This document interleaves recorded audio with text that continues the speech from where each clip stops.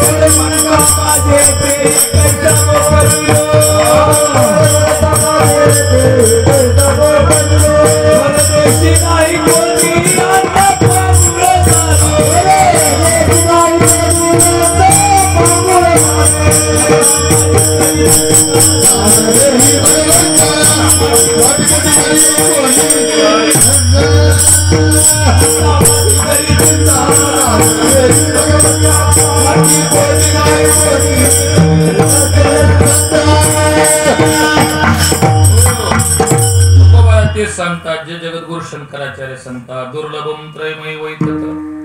बाबा मनुष्य देह सहज आहे का? दुर्लभ आहे, सहज नाही बाबा. उग फिरत आला देश वेश लोहे माझा सहज फिरत आलो.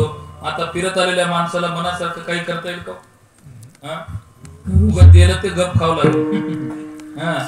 सहज फिरत आलो करू सत्तावरी कोठे स्थिर राहिलो. बाबा तसं त्या पद्धतीने या सगळ्या इंद्रियाचा वगैरे विचार करा. पाय डोळे मनता माझे कैसा मोकलिलो परदेशी नाही कोणी. अंध पांगुळ झालो आता माझी करी चिंता दान देई भगवान. देवा आता माझं कल्याण माझं रक्षण करण्याकरता तुम्ही माझ्यावर काहीतरी कृपा केली पाहिजे बरं का.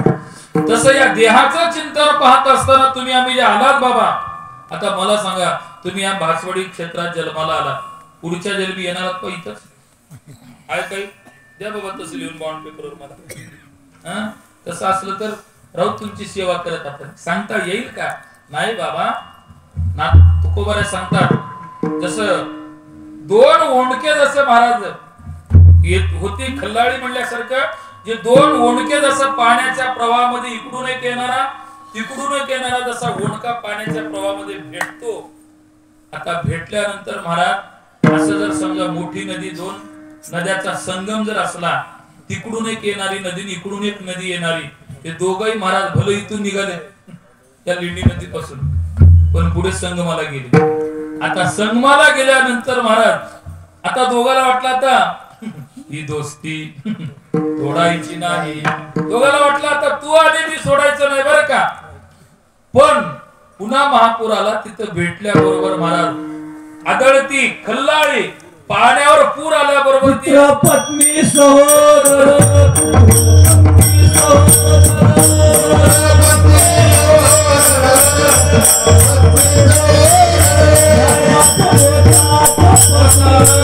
हो